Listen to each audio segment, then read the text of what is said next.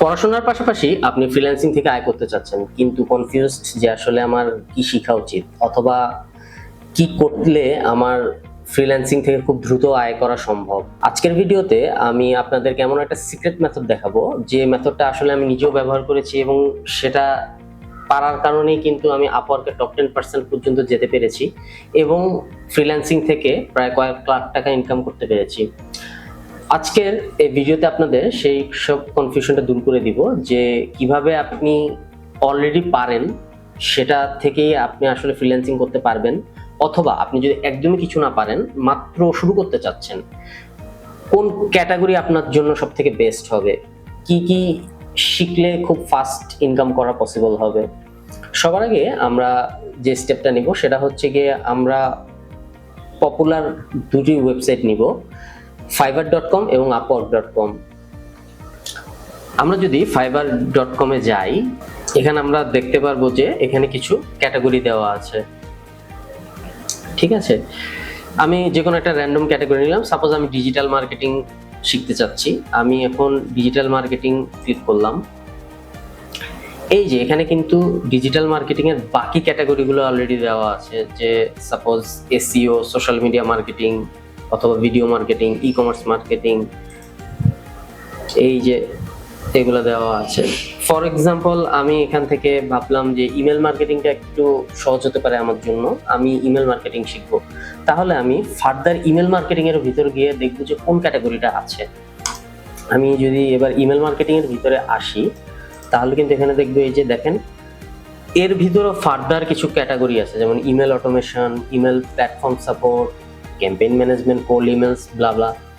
ঠিক আছে, 31,000 এর মতো রেজাল্ট আছে এখানে। সো আমি যদি ফার্দার এর ভিতরে আবার যাই ক্যাম্পেইন ম্যানেজমেন্টে, এখানে দেখবেন যে আরো ন্যারো ডাউন হয়ে গেছে আমার, তাহলে মাত্র 4,000 এর মতো রেজাল্ট আছে এখানে। আমি যদি একটু প্যাটার্নটা অ্যানালাইসিস করি, এখানে কিন্তু দেখবেন যে প্রথম কয়েকটা গিগস দেওয়া আছে। এখানে আছে মেলচিম্প ইমেল, এখানেও মেলচিম্প ইমেল, মেলচিম্প ইমেল, এখানেও মেলচিম্প, এখানেও আবার মেলচিম্প, এখানেও মেলচিম্প। আমি যখন ফার্দার একদম ভিতরে গেলাম, যে আমি মনে করতেছি যে আমি ইমেল মার্কেটিং ফর এক্সাম্পল শিখবো, আমি ক্যাম্পেইন ম্যানেজ করে দিতে পারবো কারোর জন্য, অথবা ফার্দার কিছু করে দিতে পারবো। সো আমি সবার ফার্স্টে কিন্তু এখন কি শিখবো, মেলচিম্প ইমেল মার্কেটিংটা আসলে শেখার চেষ্টা করব। আমি হয়তো গুগলে গিয়ে মেলচিম্প ইমেল ক্যাম্পেইনস অথবা মার্কেটিং এটা দিয়ে সার্চ করবো, অথবা ইউটিউব থেকে শেখার চেষ্টা করব মেলচিম্পটা, কারণ প্রথম পেজে কিন্তু মেজরিটিজ এর মধ্যে ওরা এটা সার্ভ করছে, তার মানে এটা কিন্তু চলে। ঠিক আছে, এটা চলে দেখে এই যে দেখেন এখানে 450 উপরে রিভিউজ আছে।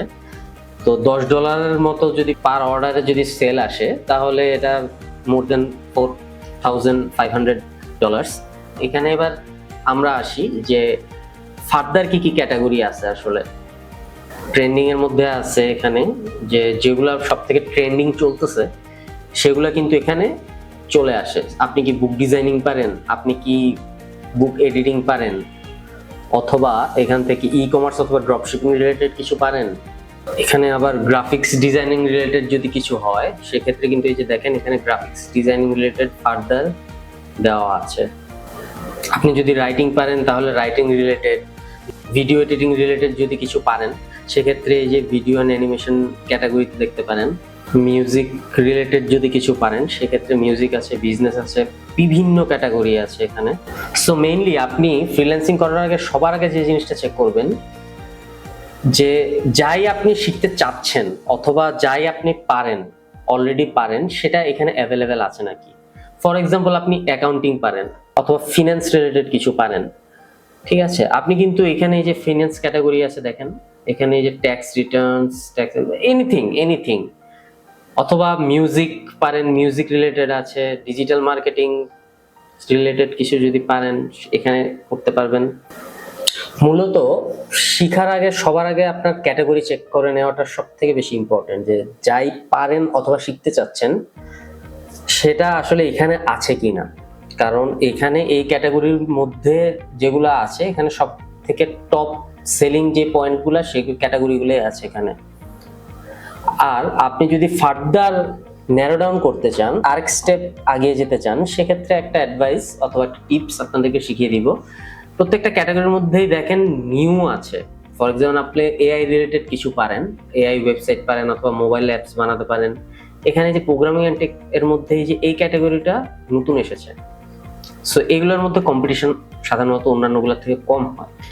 কেন বললাম, সাপোজ আমি যদি এখানে টাইপ করি যে আমি ওয়ার্ডপ্রেস ওয়েবসাইট রিলেটেড কিছু পারি এবং আমি এটাই শিখতে চাচ্ছি, সো এখানে দেখেন প্রায় 70,000-এর মতো অলমোস্ট কম্পিটিটর। 70,000 মানুষের সাথে আমার কম্পিটিশন করে এখানে আমাকে কাজ পেতে হবে। কিন্তু আমি যদি আরেকটু ফার্দার সাপোজ ন্যারো ডাউন করি অথবা নিউ ক্যাটাগরিটা যদি আমি সিলেক্ট করি, সেক্ষেত্রে কিন্তু দেখেন সাপোজ কন্টেন্ট স্ট্র্যাটেজি, এটা নিউ দেওয়া আছে। এখানে মাত্র 700 জন কম্পিটিশন। কোথায় আমার 70,000, কোথায় আমার 700 জন। সো 70,000-এর সাথে কম্পিটিশন করাটা কিন্তু আপনার জন্য টাফ, কিন্তু 700 জনের মধ্যে আপনার এখানে পসিবিলিটি খুব বেশি আছে যে আপনি যখন নতুন সার্ভিস দেওয়া শুরু করবেন আপনার এখানে টপ করে র্যাঙ্ক করার পসিবিলিটি আছে, কারণ এখানে কম্পিটিশন কম, আপনার এখানে কাজ পাওয়ার পসিবিলিটিস বেশি।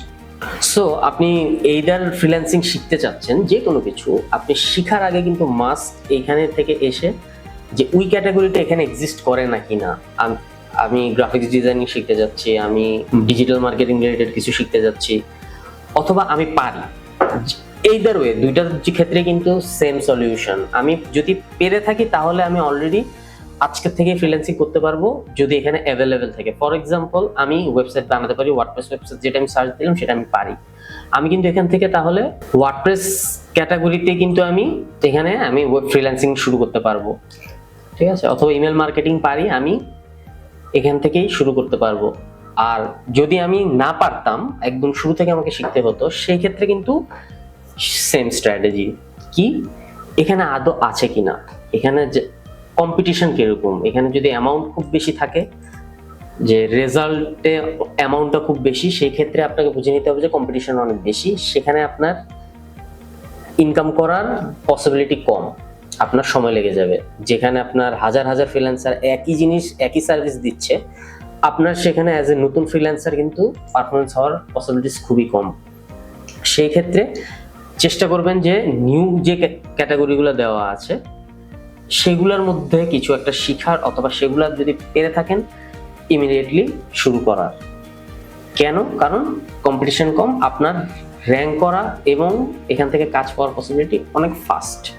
এবং আরেকটি ওয়েবসাইট আছে, এটাও খুব ভালো, যে এটা আমি পার্সোনাল আমি সব থেকে বেশি এখানেই কাজ করেছি, upwork.com।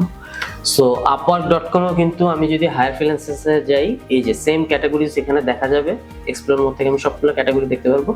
তো এই ক্যাটাগরি থেকে চেক করে নেবেন, এই দুটো ওয়েবসাইট থেকে একটু রিসার্চ করে নেবেন যে আসলে আপনি যাই শিখতে যাচ্ছেন অথবা যা পারেন সেখান থেকে কি ফ্রিল্যান্সিং করা সম্ভব, এবং করলেও কিভাবে ফাস্ট করবেন। একটু যদি রিসার্চ করেন যেটা আপনার সাথে যায়, আপনি কি লেখালেখি ভালো পারেন, নাকি আপনি এডিটিং ভালো পারবেন, নাকি আপনি কোডিং ভালো পারবেন, কি ভালো পারবেন, সেটা আসলে শুরু করার আগে রিসার্চ করে নেওয়াটা খুব বেশি জরুরি, যে আদৌ আমি শিখার পরও পারফর্ম করতে পারবো কিনা।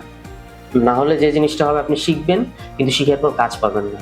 মোস্ট অফ দ্য ফ্রিল্যান্সারদের ক্ষেত্রে এটাই হয়, তারা কোনো একটা র্যান্ডম ক্যাটাগরি শিখেছে কারণ ওটা বাজ ছিল, ট্রেন্ডিং ছিল, ওই স্কিলসটা শেখার পরও তারা কাজ পায় না। কেন? তারা প্রপার রিসার্চ করে না, তাদের আসলে কোন ক্যাটাগরিতে যাওয়া উচিত ছিল, কি করা উচিত ছিল।